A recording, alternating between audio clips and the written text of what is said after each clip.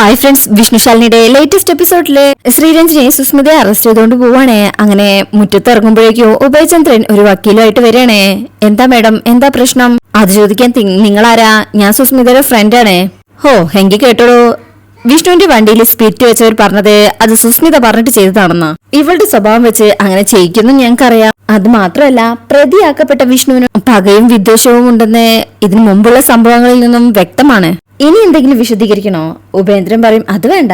മുൻവിധി കൊണ്ട് ആരെയും കുറ്റക്കാരാക്കാൻ നിയമം പറയുന്നില്ലല്ലോ മാഡം. അതുകൊണ്ട് ചെറിയൊരു മുൻകൂർ ജാമ്യം എടുത്തിട്ടുണ്ട്. ഇത് കേൾക്കുമ്പോ സുസ്മിതയ്ക്കും അതുപോലെ മുകളിൽ നിന്ന് കേൾക്കുന്ന രോഹിത്തിനും സന്തോഷാവുന്നുണ്ട്. വിഷ്ണു അങ്ങ് ഞെട്ടിപ്പോവും. രഞ്ജിനി മാഡം അതങ്ങ് കൊടുത്തേക്ക് എന്ന് പറയുമ്പോ അങ്ങനെ അത് കൊടുക്കുക. അങ്ങനെ രഞ്ജിനി മാഡം അത് വായിച്ചു നോക്കണേ. ഉപേന്ദ്രൻ പറയും, ഗുണ്ടകൾ പറഞ്ഞത് സത്യാണോ അല്ലേന്ന് കോടതി തെളിയിക്കട്ടെ, എന്നിട്ടാകാം അറസ്റ്റ്. അതല്ലേ മാഡം വേണ്ടത്. അപ്പൊ സുസ്മിത നടന്നു വന്നിട്ട് രഞ്ജിനി മാഡത്തിന്റെ കയ്യിൽ നിന്ന് ഫോൺ അങ്ങ് വാങ്ങിക്കും. എന്നിട്ട് ഇങ്ങനെ ഒരുമാതിരി പുച്ഛത്തിൽ കളിയാക്കി ചിരിക്കുക. പുള്ളിക്കൂവിനെയും എല്ലാത്തിനെയും നമുക്കങ്ങ് വിടാം. കഷ്ടകാലം വരുമ്പോ ആരാ കൂവുന്നല്ല നമുക്ക് സംശയം. അത് കൂട്ടത്തിൽ നിൽക്കുന്നവരാണ് മാഡം. കാടിളക്കി അറസ്റ്റ് ചെയ്തവർ ഇതാ കൺമുന്നിലൂടെ കൂളായി ഇറങ്ങിപ്പോകുമ്പോ കൂട്ടത്തിൽ നിൽക്കുന്നവർ കൂവും. നേരിട്ട് കൂവിയില്ലെങ്കിൽ മനസ്സിൽ കൂവും. അത് മനസ്സിലാക്കിയിട്ടില്ലെങ്കിൽ ഒപ്പം നിൽക്കുന്നവരുടെ മുഖത്തേക്കൊന്ന് പാളി നോക്കിയാൽ മതി. ഒരു ചെറു ചിരി അവരുടെ മുഖത്തുണ്ടാകും. അതിലെല്ലാം ഉണ്ട് മാഡം, പരിഹാസവും കളിയാക്കലും എല്ലാം. വരട്ടെ, ഇനിയൊരു അവസരം വരട്ടെ. അതുവരെ ഈ സുസ്മിതയെ വെറുതെ വിട്ടേക്ക്. അങ്ങനെ വിഷ്ണുവിന്റെ അടുത്ത് ചെന്നിട്ട് സുസ്മിത പറയും, നിഴല് പോലെ നീയല്ല വിഷ്ണു, നിന്റെ പിന്നാലെ ഞാനുണ്ടാവാ. വിഷ്ണു പറയും, എടി സുസ്മിതയെ, നിയമത്തിന്റെ കണ്ണിൽ പൊടിയിട്ട് നീ രക്ഷപ്പെട്ടു. പക്ഷെ എന്റെ നിയമപുസ്തകത്തിൽ നിനക്കുള്ള ശിക്ഷ എഴുതി വെക്കപ്പെട്ടു. അത് തടയാൻ നിനക്കോ നിന്റെ കൂടെയുള്ള ഉപഗ്രഹങ്ങൾക്കോ കഴിയില്ല. കാരണം അത് വിഷ്ണുവിന്റെ കൊട്ടേഷൻ അടി. അത് വിഷ്ണു ഭഗവാന്റെ സുദർശന ചക്രം പോലെയാ. തൊടുത്തുവിട്ടാൽ തല ഇറക്കാതെ തിരിച്ചു വരില്ല. സൂക്ഷിച്ച നീ, നിന്റെ തലയ്ക്കുള്ള രക്ഷ ഇനി നീ മാത്രമാണ് എന്ന് പറഞ്ഞ് വിഷ്ണു ബൈക്കിൽ കയറി പോവാൻ നേരത്തെ ഉഭയചന്ദ്രനെയും ഇങ്ങനെ നോക്കുന്നുണ്ട് നല്ല ദേഷ്യത്തിലെ. ശേഷം അവിടുന്ന് പോവും. അതിനുശേഷം സുസ്മിത ശ്രീരഞ്ജിനി മാഡത്തെ കളിയാക്കി കൊണ്ടുവയ്ക്കും. എന്തായി മാഡം, ഉത്സവവും കൊടിയർക്കൊക്കെ കഴിഞ്ഞില്ലേ? ആ സ്ഥിതിക്ക് അങ്ങ് മടങ്ങാലോ അല്ലേ? അത് കേൾക്കുമ്പോ രഞ്ജിനി മാഡം ഒന്നും പറയാതെ അവിടുന്ന് വണ്ടിയിൽ കയറി പോവാണേ. ശേഷം പിന്നീട് സുസ്മിത ഉഭയചന്ദ്രന് കൈ കൊടുക്കണേ. താങ്ക്സ് എല്ലാത്തിനും. ഉപേന്ദ്രൻ പറയും, പിടിക്കപ്പെട്ട ഗുണ്ടകൾക്ക് ആവശ്യത്തിന് പണം എറിയണം. ഇനി സുസ്മിതയുടെ പേര് അവര് പറയരുത്. സുസ്മിത പറയും, അവരിനി എന്റെ പേര് പറയരുത്. ഒന്നെങ്കിൽ പണം, ഇല്ലെങ്കിൽ പണി, രണ്ടിലൊന്ന് അവിടെ നടക്കും.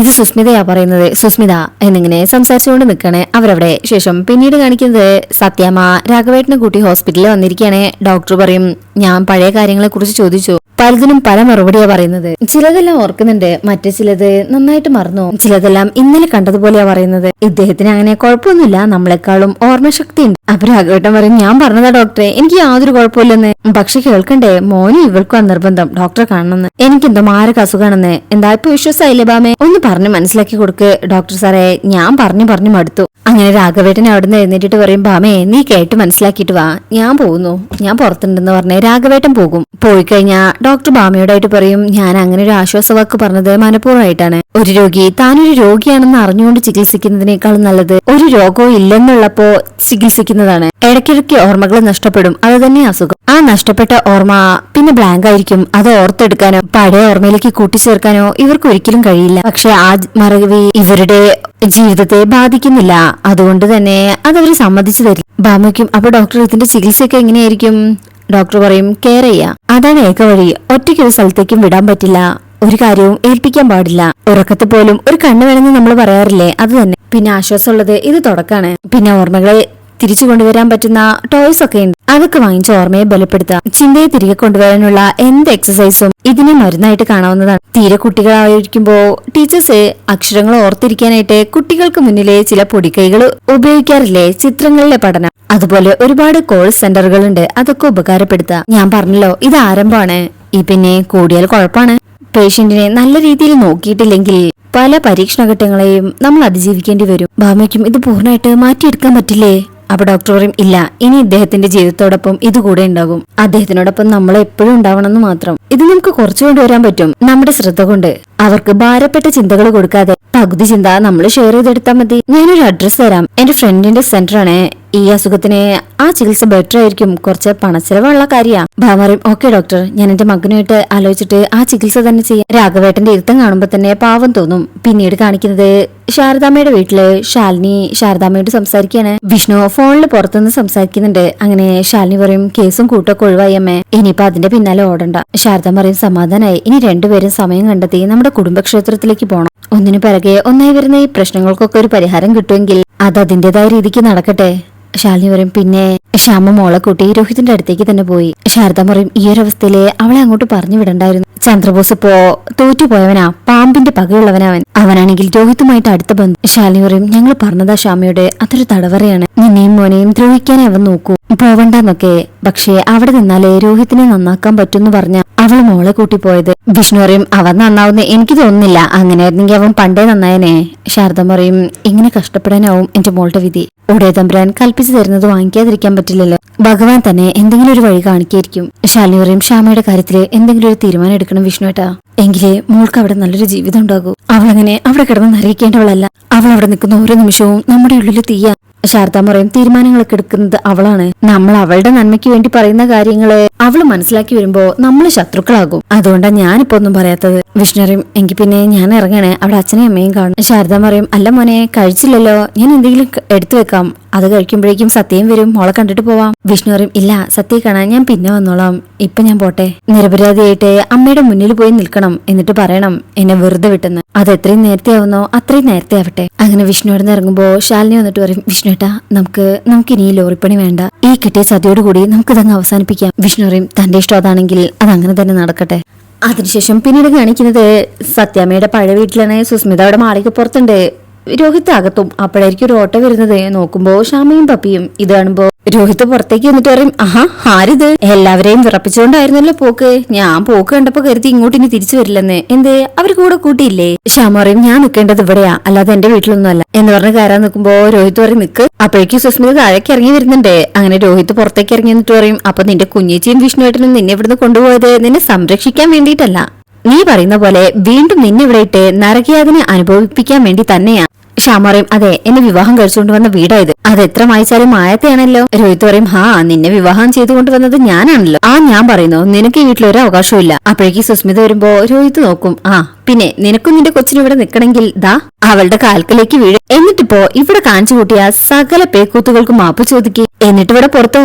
ശ്യാമ പറയും രോഹിത്തിനിപ്പോ എന്നെ കൊണ്ട് ഇവളുടെ കാല് പിടിപ്പിക്കണം, അത് ഇവള് പറഞ്ഞതാണോ അതോ ഇവളെ പ്രീതിപ്പെടുത്താൻ വേണ്ടി സ്വയം തീരുമാനിച്ചതാണോ? സുസ്മിത പറയും ശ്യാമേ ഈ വീട്ടിൽ ഏലത്തി പിടിച്ചത് ഞാനാണ്, ഇവിടെ ആരൊക്കെ നിക്കണം നിക്കണ്ടെന്ന് തീരുമാനിക്കാനുള്ള അവകാശം എനിക്ക് തന്നെയാണ്. നീ ഇവിടെ നിൽക്കുന്നതില് എനിക്ക് ഒരു എതിർപ്പുമില്ല, പക്ഷെ മേലാൽ നിന്റെ കുഞ്ഞേച്ചിയും വിഷ്ണുവേട്ടനും കാണിച്ച വില കുറഞ്ഞ തരം താഴ്ന്ന ഡോഗ് ഷോ കൊണ്ട് ഈ വീട്ടിലേക്ക് കയറരുതെന്ന് പറയണം. കയറിയാൽ ഈ സുസ്മിത ആരാണെന്ന് നീയും അറിയും, ശരിക്കറിയും. രോഹിത്തേക്കും സുസ്മിതയെ എന്തിനാ ഈ മാരണങ്ങളൊക്കെ എടുത്ത് തലയിൽ വെക്കുന്നത്, ഇവളൊക്കെ എവിടെയെങ്കിലും പോയി തൊലയട്ടെ, നശിക്കാനും നശിപ്പിക്കാനും വേണ്ടി കയറി വരുന്നവരാ, കൂട്ടത്തു കൂടാൻ പറ്റില്ല, പറഞ്ഞു വിട്ടേക്കണം.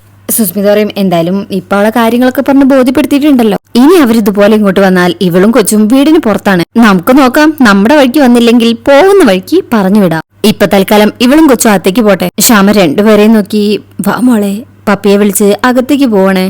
അകത്തേക്ക് പോയിന്ന് ഉറപ്പ് വരുത്തി കഴിഞ്ഞിട്ട് സുസ്മിത പുറത്തേക്ക് വന്ന് രോഹിത്തിന്റെ അടുത്ത് പറയും രോഹിത്തെ നമ്മുടെ കാര്യങ്ങളൊക്കെ നടക്കണമെന്നുണ്ടെങ്കിൽ അവളും കൊച്ചും ഇവിടെ വേണം, ഇത്രയും വലിയ എമൗണ്ട് ഇൻവെസ്റ്റ് ചെയ്തിട്ട് നമ്മൾ ഒരു ബിസിനസ് നടത്താതെ മുന്നോട്ട് പോയിട്ട് ഒരു കാര്യവുമില്ല, ഇതുപോലൊരു കൊച്ചും തള്ളയൊക്കെ നമ്മൾ ചെയ്യുന്ന പോലത്തെ കാര്യങ്ങൾക്ക് ഒരു മറയാണ്. അങ്ങനെ നോക്കുമ്പോ ഒരു കാറ് വരികയാണ്, ഉപേന്ദ്രൻ ചിറ്റപ്പനെ കൂട്ടി വന്നിരിക്കണേ ചന്ദ്രബോസിനെ. ഒരുമാതിരി ചിരിയിരിക്കുമ്പോ സുസ്മിത പറയും ഈ ചിരിക്കൊരു ജീവനില്ലല്ലോ ചിറ്റപ്പ, എങ്ങനെ ജീവനുണ്ടാവും, അസിസ്റ്റന്റ് കമ്മീഷണറുടെ തൊപ്പിയും വെച്ചുകൊണ്ട് സാധാ പോലീസുകാരന്റെ ഒരു പവർ പോലും കാണിക്കാൻ പറ്റാതാകുമ്പോ ചിരിയെന്നല്ല മൊത്തത്തിൽ ചത്തതുപോലെ ജീവിച്ചിരിക്കാന്നുള്ളത് പോലെയാകും. ബോസ് തലതാഴ്ത്തും അതുപോലെ തന്നെയാ കൊച്ചെ, മോളെ രക്ഷിക്കായിട്ട് എനിക്കൊന്നും ചെയ്യാൻ പറ്റിയില്ലല്ലോ, അതിന്റെ ഒരു വേദന എനിക്കുണ്ട്. സുസ്മിത പറയും ചിറ്റപ്പന്റെ വേദന ഞാൻ മനസ്സിലാക്കുന്നുണ്ട്, പക്ഷെ എന്റെ വേദന മനസ്സിലാക്കിയത് ഈ നിൽക്കുന്ന ഉപേന്ദ്രൻ മുതലാളിയാ, അതിന് ഞാൻ എന്നും കടപ്പെട്ടിരിക്കും, നന്ദിയുള്ളവളും ആയിരിക്കും, കാരണം ഞാൻ അകത്തു പോകാതെ കൃത്യമായി വന്ന് രക്ഷിച്ചത് ഈ വലിയ മനുഷ്യൻ തന്നെയാ. ഉപേന്ദ്രൻ പറയും കൂട്ടത്തിൽ നിൽക്കുന്നവരെ ഞാൻ കൈവിടില്ല, അതിപ്പോ ജീവൻ പകർത്തി കൊടുക്കാനാണെങ്കിൽ അങ്ങനെ. സുസ്മിത അകത്ത് കിടക്കേണ്ടവളല്ല, പുറത്തു നിന്ന് ഫൈറ്റ് ചെയ്യേണ്ടവളാ, ഞങ്ങൾക്ക് വെള്ളവും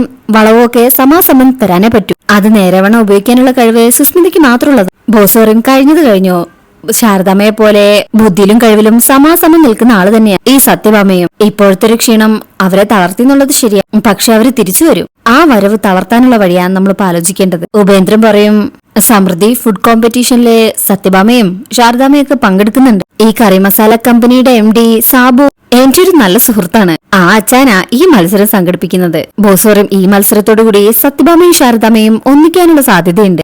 രണ്ട് തുല്യ ശക്തികൾ ഒന്നിച്ചാൽ അപകടം അവരുടെ ശത്രുവിനാണ്, അതായത് നമുക്കാണെന്ന്. രോഹിത് പറയും ഇതിനു മുമ്പും ഇവരെല്ലാം പങ്കെടുത്ത ഒരു ഫുഡ് കോമ്പറ്റീഷൻ ഉണ്ടായിരുന്നു എന്ന് ശ്യാമ പറഞ്ഞെനിക്കറിയാം. അന്നും കടുത്ത മത്സരമായിരുന്നു എന്നാ പറഞ്ഞു കേട്ടത്. സുസ്മിത പറയും അതില് ഞാനും പങ്കെടുത്തായിരുന്നു. സത്യഭാമയായിരുന്നു അന്ന് ചീഫ് ഗസ്റ്റ് എന്ന് പറഞ്ഞുകൊണ്ട് അന്നത്തെ സംഭവങ്ങളൊക്കെ ആലോചിക്കുകയാണ് സുസ്മിത.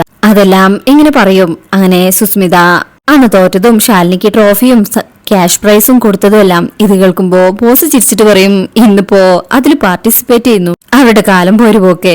ഈ മത്സരത്തിൽ രണ്ട് തുല്യ ശക്തികൾക്കിടയിലെ ഒരു വിള്ളലുണ്ടാക്കിയാൽ നമ്മൾ രക്ഷപ്പെട്ടു. സുസ്മിത പറയും എങ്കിൽ ഞാനും പങ്കെടുക്കാം. മത്സരത്തിൽ ശാരദാമ ജയിച്ചാലും സത്യഭാമ ജയിച്ചാലും നമുക്ക് ഭാരയാണ്. അതുകൊണ്ട് രണ്ടുപേരും ജയിക്കാതിരിക്കാൻ വേണ്ടിയാ ഞാൻ പങ്കെടുക്കുന്നത്. അപ്പൊ ജയിക്കണ്ടേ എന്ന് ഭദ്രൻ ചോദിക്കുമ്പോ സുസ്മിത പറയും അവർ രണ്ടുപേരും ജയിച്ചില്ലെങ്കിൽ പിന്നെ ജയിക്കേണ്ടവൾ ഞാൻ തന്നെയാണ്. അത് പക്ഷേ എളുപ്പത്തിൽ നേടിയെടുക്കാൻ പറ്റില്ല. ബോസ് പറയും മോളെ ഈ മന്ത്രവും തന്ത്രവും ഏൽക്കാത്തടത്ത് കുതന്ത്രവും ഉപയോഗിക്കാം. സുസ്മിത പറയും എന്തായാലും എങ്ങനെയാണെങ്കിലും സുസ്മിതയ്ക്ക് ജയം വേണം. അതിന് പണം ഒഴുക്കണമെങ്കിൽ പണം ഒഴുക്കാം. ഇനി രക്തം തന്നെ ഒഴുക്കണമെന്നുണ്ടെങ്കിൽ സുസ്മിത അതിനും തയ്യാറാണ്. അന്തിമ ലക്ഷ്യം വിജയം മാത്രം എന്നിങ്ങനെ പറയുന്നത് കാണിച്ച് ഒരു മത്സരത്തിന് ഒഴുകി നിൽക്കുന്ന സുസ്മിതയെ കാണിച്ചുകൊണ്ടാ ഈ ഭാഗം കഴിയുന്നത്. അങ്ങനെ 3 പേരും കൂടി ചേർന്നുള്ള ഈ ഫുഡ് കോമ്പറ്റീഷനിലെ ചീഫ് ഗസ്റ്റ് ആയിട്ട് വരാൻ പോകുന്നത് ചിലപ്പോൾ ശാലിനി ആയിരിക്കാം. എന്തായാലും നമുക്ക് വരാൻ പോകുന്ന ഭാഗത്തിനായിട്ട് വെയിറ്റ് ചെയ്യാം. ഈ റിവ്യൂ ഇഷ്ടപ്പെട്ടിട്ടുണ്ടെങ്കിൽ നിങ്ങളുടെ വിലയേറിയ കമന്റ്സും ലൈക്കും സപ്പോർട്ടും കൂടെ ഉണ്ടാവണേ. താങ്ക്